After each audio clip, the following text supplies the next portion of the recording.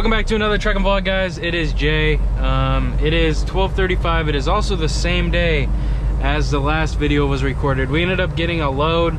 The first load wasn't gonna work. There's something wrong with it I didn't like. I was like, I don't know. So I don't want to tell, but I was just like, nah, dude, like, give me something else. So I contacted them and I was like, yeah, let me get a load to Kansas City. And so they gave us a tractor supply load going to Kansas City today. We're just gonna relay it. But the thing is, I have some, I cleaned out my fridge and I cleaned out my cabinet. So I got like 3 trash bags. I'm just gonna throw them here in one of these fuel bins. I don't know what else to do with it. So we're just gonna throw them in the fuel bin real quick. But yeah, so we're headed down to Kansas City. I'm sorry, I just said bat and like 20 times in a 10-second span, but let me throw this trash out and then we'll get back with you guys here in a second. So we got the fridge cleaned out, we got the cabinet cleaned out. There's some like canned foods and stuff in there. I don't know if I'm gonna throw those away or not. I think canned foods are good even in like hot weather and stuff. I'm not sure, but it's currently 54 and I don't expect it to get to like 90 in Kansas City with the next week. But I'm no meteorologist, okay? Someone said there was this like guy that everyone watches for meteorology. I've never heard of the guy. I don't really pay attention to the weather channels or videos. I just go on the website if I think there's gonna be bad weather. Then I look at the forecast. So we got 33 miles left. Gonna swing on down to good old Waverly. There's a CFI driver right there. He don't want to wave to me. That's okay. That's okay. Not everyone loves riding with Jay. It's apparent, but I don't really care. All right, guys. So we made it here to Waverly. We're gonna grab our trailer. It's supposed to be a Transport America. So we're gonna have to find out. There's actually a lot of Transport Americas here. So should be just down this way. What are these numbers? 9-5. I think it's in. It's like 7-2 ends in 4-3. I think we're gonna find it real quick. Oh boy, hot diggity dog! It's a brand new day. What you waiting for? It's gotta be coming up. Is this it? No, let's check the trailer number again. 72243. Oh, I bet it's right next to that RTI guy. Dang it, dude. So we're gonna have to wait for him. Yeah, it is that one right next to it. Hot dog. Hot dog, hot diggity dog. It's a brand new day. What you waiting for? So we're gonna sit right here, wait on him, and then we're gonna back under. Hopefully it's raised to the right height. All right, trailer is high, so let's lower it real quick. Waited on this RTI guy. It's just a little high, so you can see I came under it, and it didn't lift the top of the 5th wheel plate flat. So we gotta turn this towards the trailer or towards the truck. Oh gosh, get that weight on that 5th plate. This is a heavy load, by the way, guys.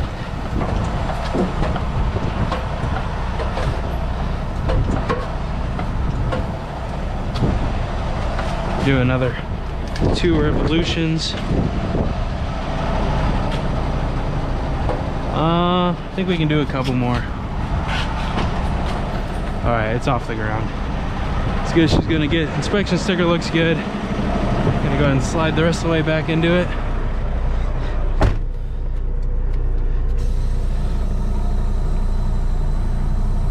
There we go. Kind of rough there.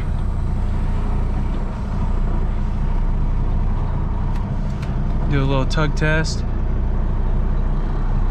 Good. Go ahead and finish this up the rest of the way. These all the way back. The tire looks a little flat. Not gonna lie, Charlie Brown. That's good. Self-inflating, so definitely have to scale the load though. It's like 40,100 pounds. So we're gonna do that. Raise these the rest of the way.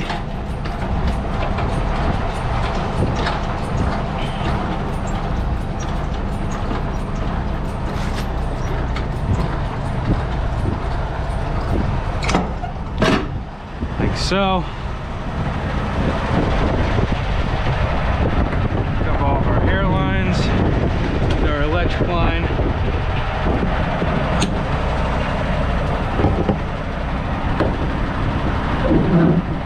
Now we're gonna have to inflate those trailer tires. Self-inflating tires like this, I'll show you guys how the tires inflate. Basically, you gotta sit here and pump the brake pedal like this. No, I'm kidding. You push in your trailer air supply valve, and it's gonna keep hissing like that, because normally the hiss tells you there's a leak, but it's gonna hiss like that until and it'll get quieter. But it's gonna hiss like that until the trailer tires are completely filled with air to the right PSI. Anyways, we're about to leave here. It might be actually correct, because that's about right when you got a heavy load, about 60 PSI. I don't know if you guys can see that or not. That might actually be the right spot for the tandems, but we still gotta scale it. I don't think the nearest scale place is for like 30 miles, but we'll be fine no matter what, because it's 40,700 pounds. Today we're starting a new segment on the channel. We are going to be honoring veterans. So if you guys have any stories to tell, make sure you email us at AmericanHistoryRWJ@gmail.com to have your story shared. Today we are sharing an article about Purple Heart recipient Virgil Kohler. Virgil was the oldest of 12 children. They grew up in a small town in Minnesota, and he graduated from high school in 1966. He went to the University of Minnesota Crookston for a while after high school. However, he came to the conclusion he was not ready for higher education at the time. So he volunteered for the draft, indicating no preference regarding branch of military service, and he was assigned to the Marines. After basic training in San Diego, Private Kohler was sent to South Vietnam and was assigned to the Bravo Squad in an area near Da Nang. Kohler said they did a lot of sweeping of areas of Viet Cong. Our objective was to capture them. We turned them over to the South Vietnamese. Each time we'd go out, we'd pick up 2 or 3 people. We picked up the dead also. We found more dead bodies than alive ones. Sometimes an operation in an area of about 3 miles would last a day. Among other things, he said, the sweeping squads would dig up graves to make sure they didn't contain caches of weapons. For the first 3 weeks, Kohler was assigned to be a tunnel rat, to go through the tunnels and check them out. When the first people came in, they got to do that, he said. A complete squad, Kohler explained, was supposed to consist of 16 men. However, he noted they usually weren't full size.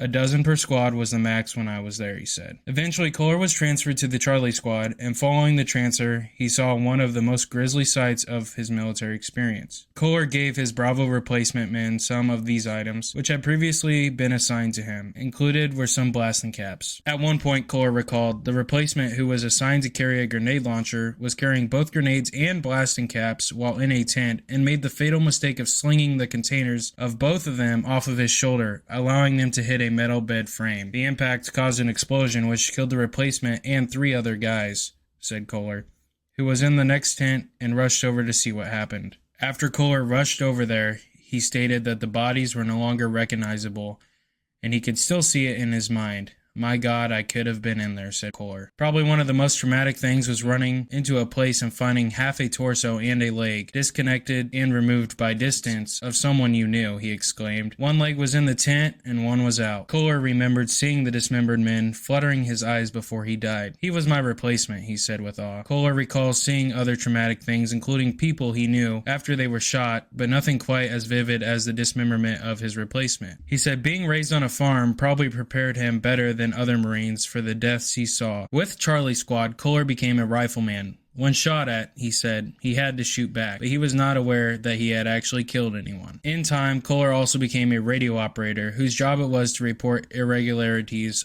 to officers. Close to Da Nang, Kohler said, his squad encountered relatively few Viet Cong fighters. However, he continued, the further away the squads got, the brushier it became, and more enemies were encountered. On one occasion, the squad was involved in a battle experience in the Marble Mountain area in which it was caught between 2 groups of Viet Cong and then mistakenly fired upon by U.S. aircraft with no injuries resulting. In another battle, the squad defeated another group of Viet Cong, and Kohler earned a meritorious combat promotion from E3 to E4. The deadly Viet Cong ambush, in which Kohler was shot 4 times, 8 other Marines were injured, and the 9 were killed, happened the next day after the squad had come down from the mountain, July 23, 1969. The Marines had reached a heavy foliage area where they encountered the machine gun fire. Kohler said he kept blacking out and coming to after being so severely injured, so he doesn't remember his rescue too well. At the time, though, he said he did remember that he had been trained, when hit in the chest, to lie on his injured side to prevent drowning in his own blood. That he did, and that may be one of the reasons he survived, he said.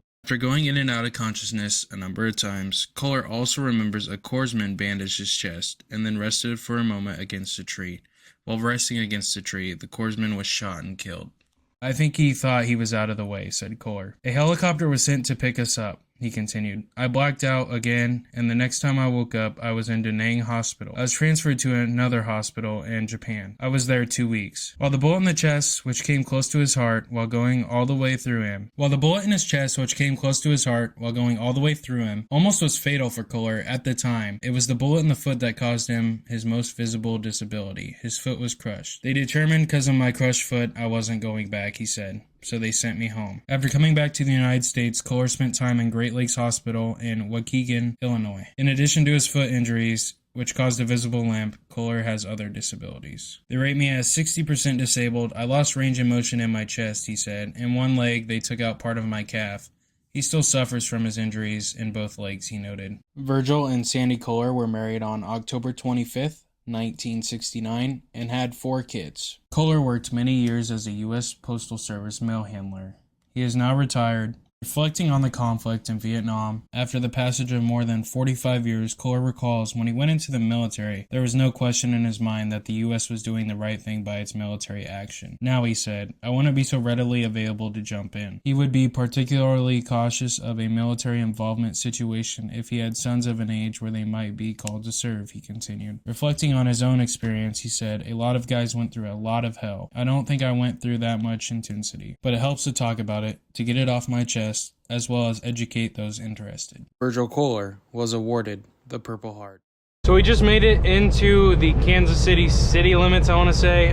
We have 40 miles left though, actually 37 miles to the drop yard. Originally, it would only been like 20 more miles to the drop yard and then like 15 miles. Well, if the drop yard was still there, I wouldn't have to be going anywhere else to drop the truck off. I'm not going to disclose the location of where I'm parking the truck. So basically the video is going to end whenever we get to the drop yard. I don't want you guys to know where I'm leaving the truck on home time. Some of you might know, some of you might have an idea, but we're not going to include that in a video. As well as when I leave, like when I get back in the truck, I will not be recording as soon as I'm leaving whichever place I'm leaving the truck at. Okay, I don't want people to mess with CFI's equipment while I'm gone from the truck, or even when I'm in the truck, honestly. But just to be on the safe side, I'm not going to disclose that location. But we got 37 miles till we get to the Winco Fireworks Grandview, Missouri drop yard, or parking spaces, I would like to call it more often than not.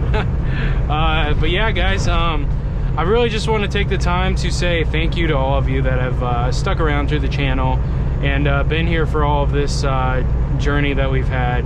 I mean, the channel hasn't even been in existence. I mean, it's actually, I created the trucking channel the day I went to trucking school, February 28th, and today's February 26th, so we're almost at a year of when the channel originated, but we are not to the year mark of when my first upload was. I don't think my first upload till was like sometime in May. I want to say sometime in May is when our first actual upload hit the YouTube streets, and the channel has become what it has become within the last, I don't even know, let's see, March, April. So it's only been 9 months, guys, and we're already at this amazing mark.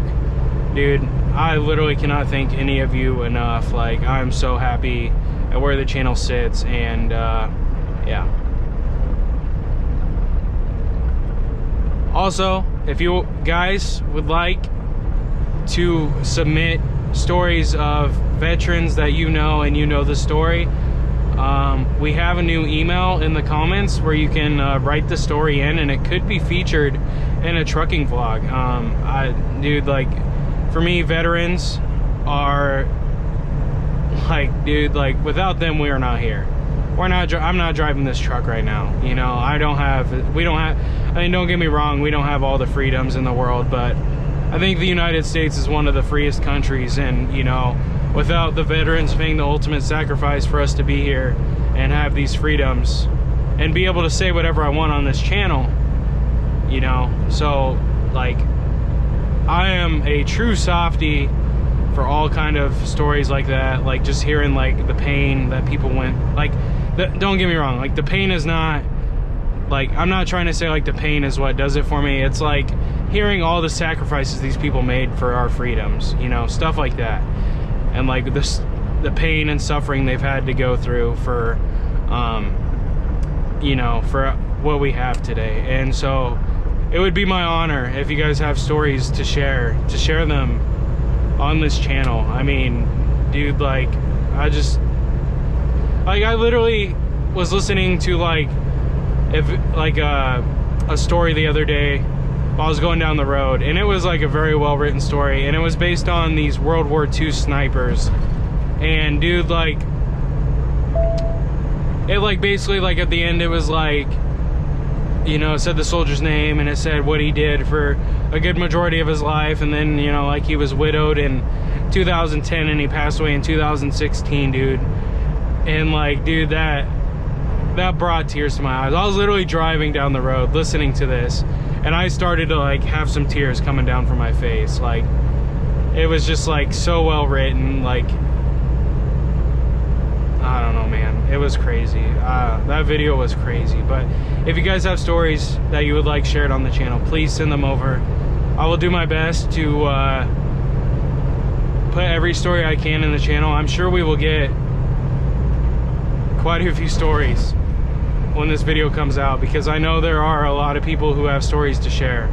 And I might even have another story myself. I have my great-grandpa served in World War II and was held captive by Japan, and was a POW. So I really don't have a lot on that story, but maybe I could dig some up.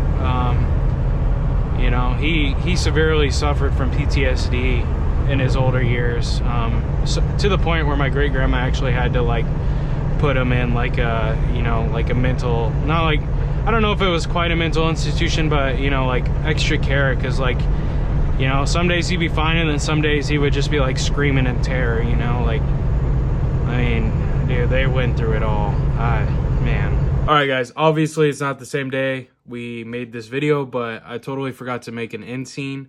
So make sure you hit that like button. Make sure you submit those stories if you have any. AmericanHistoryRWJ@gmail.com. Send them over. I'll look them over. If they seem legit, everything, we will get them featured in a video. Make sure you hit that like button. Subscribe. Peace. Come on. Everything is A-okay when you're riding with Jay. Keep those wheels turning, and we do this every day. Backing up a trailer, look at all the roads I've driven. Come and ride with me, yeah, let me show you how I'm living. Come on.